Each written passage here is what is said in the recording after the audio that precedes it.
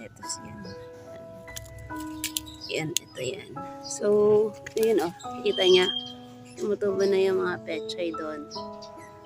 And ditong side na to, ilalagay ko yung lettuce. Ito na.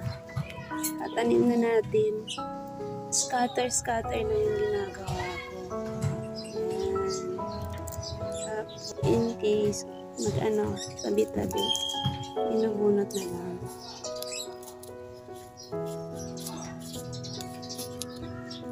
Hindi gamora yung dito sa gitna. Yung tawag nito.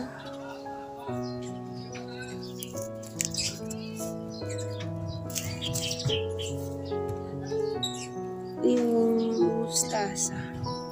So, yan. Tapos, yan na natin. Para matapon lang yan.